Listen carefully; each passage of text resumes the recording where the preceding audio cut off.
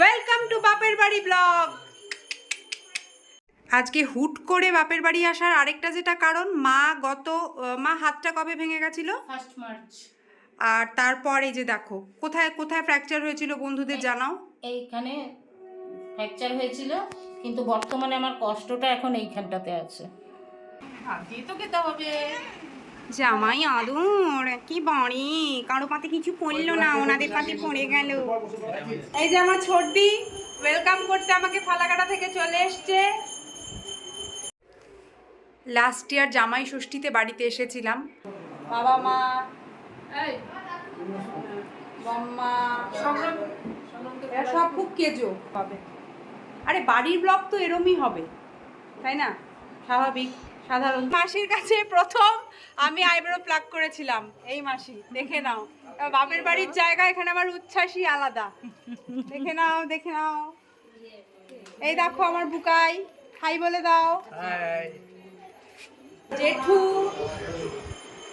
গরমকালে গরম লাগবেই, তাই বলে কি ব্লগ করব না? তারপর আবার বাপের বাড়ি। এই মার সাথে একটু কথা বলো, তখন এক ঝলক দেখিয়েছি। মা কিছু বলো আমার ইউটিউব ফ্যামিলিকে। হাই, পৌশালী সিংহরায়ের মা আমি। ওর ডোরবেল চ্যানেলটি আপনারা অবশ্যই দেখুন, ওকে সহযোগিতা করুন। আরো আরো আরো ভালো কনসেপ্ট আপনাদের সামনে তুলে ধরবে, এটাই আমি বলছি। ঠিক আছে, ওকে এরকম এনকারেজ করে, ভুল ঠিক সব বলে।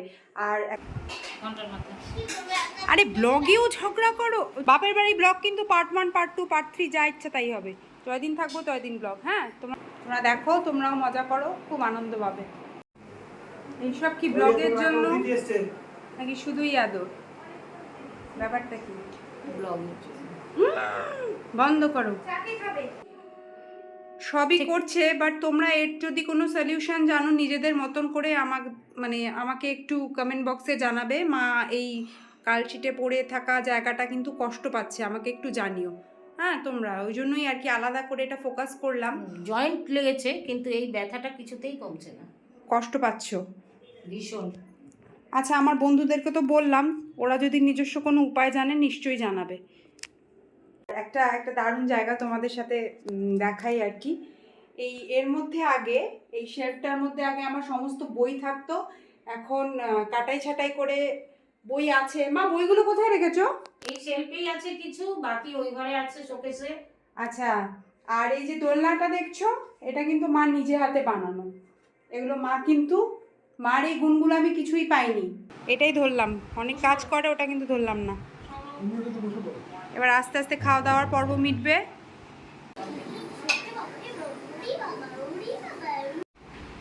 আরে এটাই তো ব্লগের মজা। বম্মা এদিকে ভাত, ঘড়ির টাইমটাও দেখে নাও, বেজে গেছে।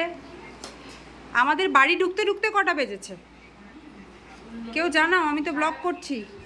বলো বলো কটা বেজেছে? তারপর ওই একটু চকলেট কেক, চা, এইসব টুকটাক খেয়ে এখন কিন্তু ভাতটা খেয়ে ফেলতে হবে।